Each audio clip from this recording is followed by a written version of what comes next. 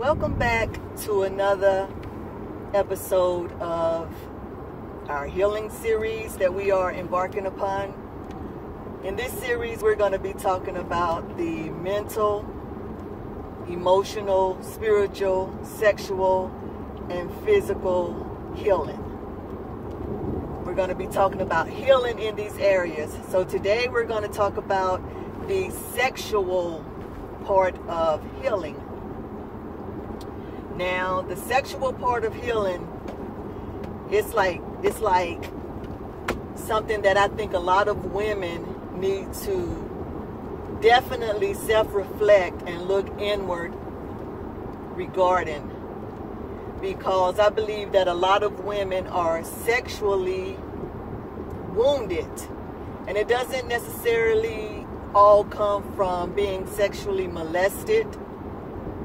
It doesn't necessarily come from that vein, but of course it can definitely come from that vein. And a lot of women are sexually wounded because of sexual abuse at younger ages, especially, or many have even experienced sexual abuse in their adulthood. Now, from my opinion and my research, being sexually molested at a younger age, it really messes with the psychological development of a child.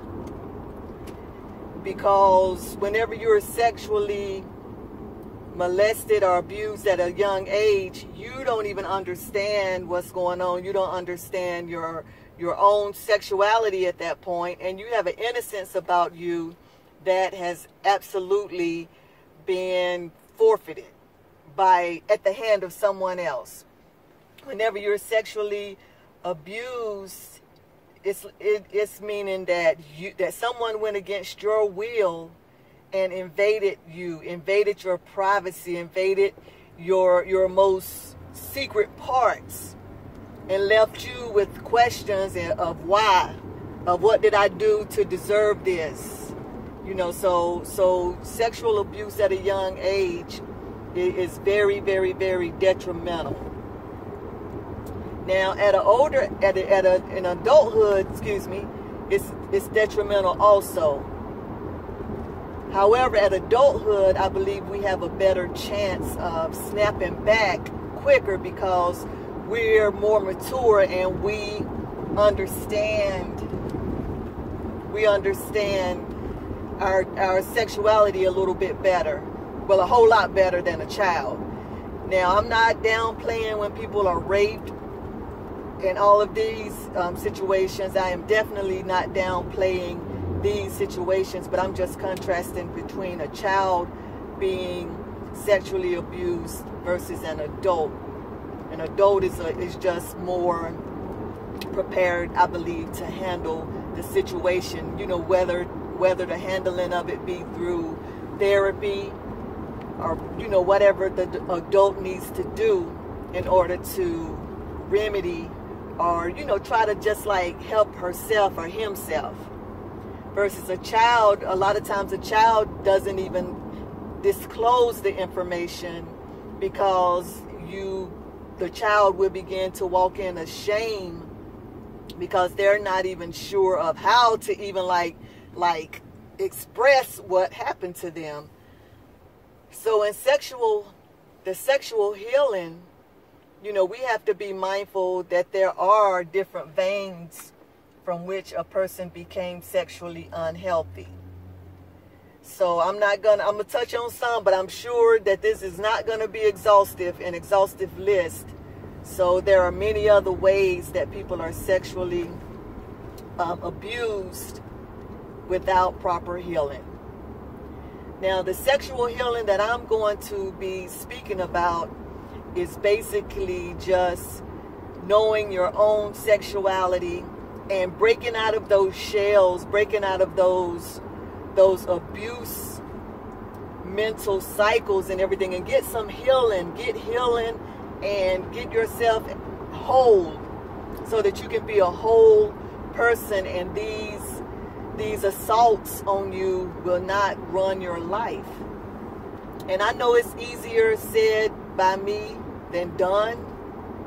You know, so people who have been, you know, that have really been victimized by sexual abuse, you know, just don't take what I'm saying like I'm saying that you can get healing and you can, well, actually that is what I'm saying, you can get healing, but just don't take it like I'm just like downplaying what happened to you.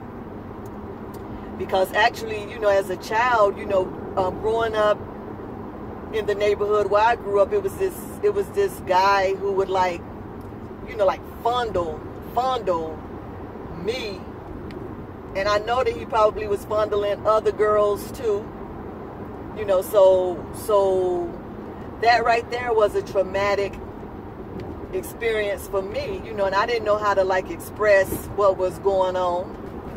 I didn't know how to express that. So I grew up hiding my sexuality, you know, because I was walking with a shame base. I was hiding, you know, not hiding from him or hiding from other people, but I was just trying to get as small as I could because I didn't understand, and I became withdrawn to an extent. Now, I was still talking on a everyday social level and everything, but as far as my sexuality, me, you know, like growing my sexuality and knowing that it was okay to be female, you know, to have private parts, you know, to have what I was born with. Now, not saying in a sexual promiscuous manner. I'm not saying that at all. I'm just saying shutting that part of my being down and not wanting to even like deal with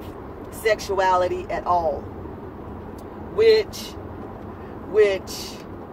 after so many years and years and years and years of doing that for anybody, you know, if you shut that part of you down, it becomes dormant, and it almost like it doesn't die. It doesn't die because you don't have the power to kill anything about your body. So it doesn't die, but it just lays dormant and undeveloped. So a healthy adult should be that infant, you know, the toddler, you know, be the child. And then whenever the due season comes or the due season arrives, their sexuality is awakened. The scriptures in Ecclesiastes, I think it's a scripture that even talks about do not awaken love before its time. Well, and sexual abuse is definitely not love. But I'm just using that example to say, even like whenever a person's sexuality is awakened prematurely, it is very, very, very detrimental, because if a child's sexuality is awakened prematurely, it sends that child's psychological mind regarding that subject into like a spiral, especially if the child doesn't get the proper help, the proper resources. Back in the day when I was growing up, because I'm in my 50s, but back in the day, the resources wasn't readily available to even get assistance in these areas. You know, you lived in neighborhoods back in the day where some of those things, the generation before me was just now coming out of, well, many haven't come out, but just now transitioning into the vein of talking about what was going on even in their houses, because back in the day, a lot of people just kept stuff hush hush. It's just like, don't tell nobody what's going on inside this house. Which now, you know, households should still have a certain amount of privacy, but a child should still be free enough to, if something is going on inside that house that's not right, they should be free to be able to express it. And these days, there is many, many, many open resources where a child can express it better than the chances were of a child expressing it back in the day.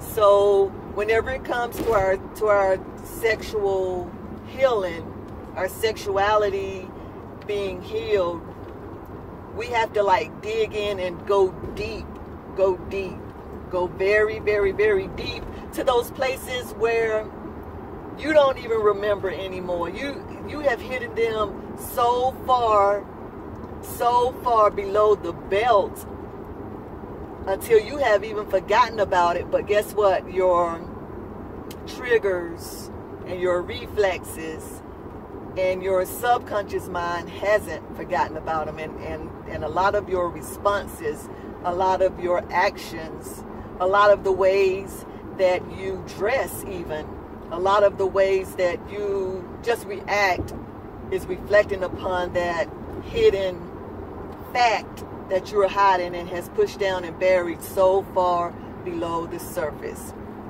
Whenever a person has been like sexually abused, they can go like into a promiscuity section of their head, and they can just become, you know, buck wild, you know, because they don't know how to express themselves, so they express it through promiscuous actions. And then you have those who have been sexually abused, and they more so go into a shell where even with their husbands and stuff, they're more rigid. They don't really want to open up truly. I mean, some of them may even want to open up, but they just don't know how to open up because that area in them is it's a wound. It's a wounded area, so they are trying to protect themselves subconsciously the best way that they can. And a lot of times it just manifests through the rigidness, through the maybe even lack of interest in the sexual area. So yeah, we got to dig deep and go down and figure out what happened. And don't be ashamed to like say what happened. You know, don't be ashamed to like bring that stuff out of the darkness, because if you bring it from the, you know, like pull it up from the darkness and let the light expose it, the light of Christ expose it, there's healing in his wings. There is healing in his wings. There is healing in his wings. You can be healed no matter how young, no matter how old you are. You can be healed in that area. You know, because you are female, you are her, you are she, you are a feminine sexuality. You are a feminine sexuality. That means you were born female. So the traits of a female, you know, it's beautiful. You know, females hold power.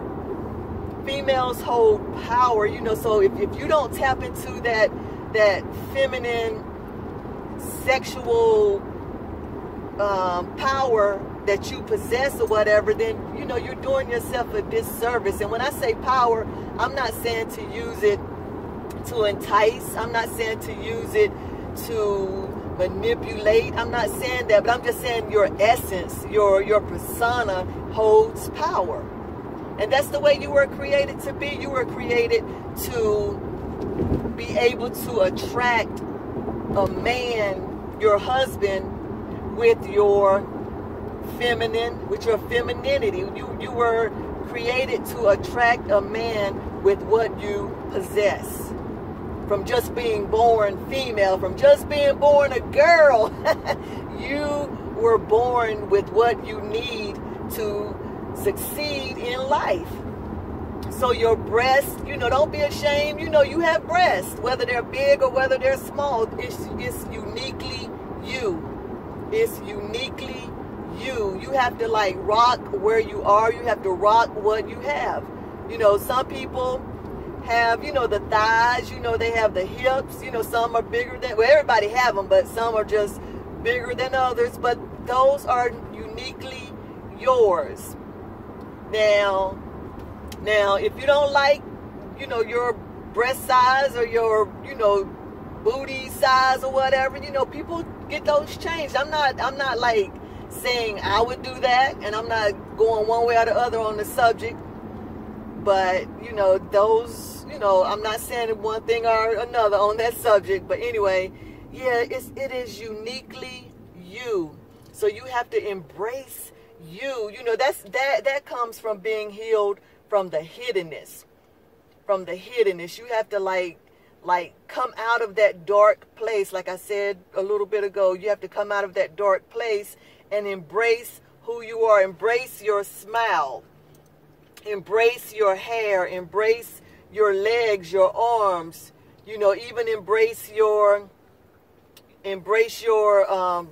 what is it, your abdominals. You know, if you don't like the way your body looks, exercise and change it. If you don't like the way it looks, exercise and change it, because it can be changed. You know, if you don't like your stomach area, change it. If you don't like the size of your legs, change it. If you don't like the color of your hair, it's okay to change it. Dye it, change it. You know, if you don't like the way your fingers look or your toenails look, man, go to a spa or something and get a nice polished color and put some polish on there, or some acrylic nails or whatever you need to enhance it. If you don't like the way that your face look or whatever, now I'm not saying the way you were born, but I'm just saying if you want to put on a little makeup, a little eyeliner, you know, do your eyebrows. You know, I'm not saying you have to like conform and, you know, get the big old gigantic spider lashes and all that kind of stuff. But I'm just saying, put some pep in the step. You know, put some pep in your step. Do a little something for yourself. Do something that enhances you. Do something that enhances you. If you don't like what you see in the mirror, do something that enhances you. If you don't like the way you look, buy some new clothes. Buy some new clothes that flatter your body, clothes that make you feel good about putting your best foot forward. Get a new wardrobe, you know, because the way a person dressed, the way a person looks, their choice of clothing, it can like totally like be transformed. I mean, because I can put on like a t-shirt and some joggers and throw my hair back in a ponytail and I'm just like blah, you know. Now sometimes I do that, but if I like make sure when I, you know, do my hair and everything, you know, I put some curls in my hair, or, you know, like a nice bun or something on top of my head, and I wear a different style of clothing that make me, you know, like really put my best foot forward, I feel different and I look different, you know. But I have to put forth an effort. You know, people can say, oh, she has a, not me, but, you know, people can say about another person, oh, she just has a natural beauty. But I promise you that natural beauty is a natural beauty, but it can be enhanced. It can be enhanced by putting forth a little effort. And if somebody say, oh, you know, I don't like the texture of my hair. I don't like the texture of my hair. Guess what? If you have natural hair, find out what products work on your hair. And if you haven't found it yet, keep trying, because there is something out there that will make your hair be the bomb, okay? So keep on exploring and keep on finding the products that work with your hair. You know, some people have straight hair. They don't like straight hair because I actually have a friend, and her daughter back in the day, she had really straight hair, what people would call like good hair, which I don't really like put good hair, bad hair into categories anymore, because what we perceive as good hair may not really be the ideal type of hair. But this little girl's hair was so straight, and it was beautiful hair, but the hair bows or whatever would just slide off of the hair. You really didn't have any control over the hair because stuff would just slide off the hair. So what I perceived back then as being really good hair, her mother was, I mean, it might have been a nice grade of hair, but it still had its flaws. So yeah, just you know, do the things that make you feel sexually good, sexually healthy. And when I say sex, I'm talking about your femininity. I'm talking about your femininity. Talking about your femininity. femininity, excuse me. Now, in a marriage, you know, do the things that you need to do, you know, to like become a healthy being, so that you're a husband or you're a wife if you're a man, so that they can like even like enjoy you, you know. But you have to like dig down into that darkness and pull those wounds up to the light. You have to pull it up to the light. And we have to like get out of the habits of having that shame base from stuff that we've done that happened to us as children or as adults. We have to get out of that shame base, because as long as we're walking under a cloak of shame, then nothing's going to come out of the darkness. Nothing's going to come out of the darkness. So we have to give that shame to Christ. We have to give that shame to the Lord, because he already knows. It's not hidden from him. You know, you just like go to him and ask him to help you to heal. Ask him to show you the things that are hidden in darkness, that's basically influencing your thoughts and your actions, influencing your mind, will, and emotions, and ask him to show you those things and to heal you from those things. So yeah, the sexual part of healing is a deep river, okay? Or I'm gonna say a deep ocean. It is so many different scenarios of why a woman can be like sexually unhealthy. You know, some women are sexually unhealthy because they are going through situations with their bodies medically, you know, that brings like a insecurity, you know what I'm saying? They don't, you know, it's stuff that's going on medically. And in those cases right there, I suggest that, you know, just keep on, you know, going to your doctor and figuring out what's wrong. You know, take it to the Lord in prayer. Ask the Lord to heal you from the physical ailments that are like affecting your sexuality, your femininity. Ask the Lord to heal you. He definitely will heal you. And not to say, you know, you won't need the doctor's care, because he uses doctors also to assist in that healing process.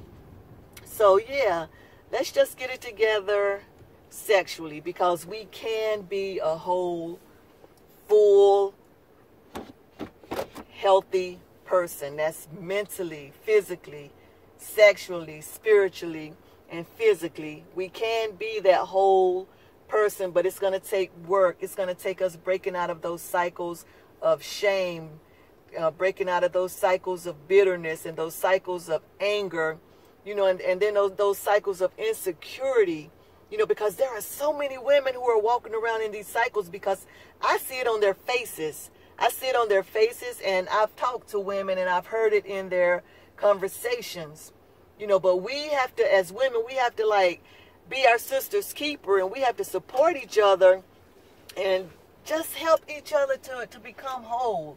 We got to help each other, you know, because guess what? If a woman or a girl is walking around and she's hurt, she's wounded, help her out if you can. Help her out. You know, she may be hiding behind a mask of promiscuity. She may be hiding behind a mask of just withdrawn. She may be hiding behind a mask of any kind of mask. She could be done formed any kind of mask to help her cope.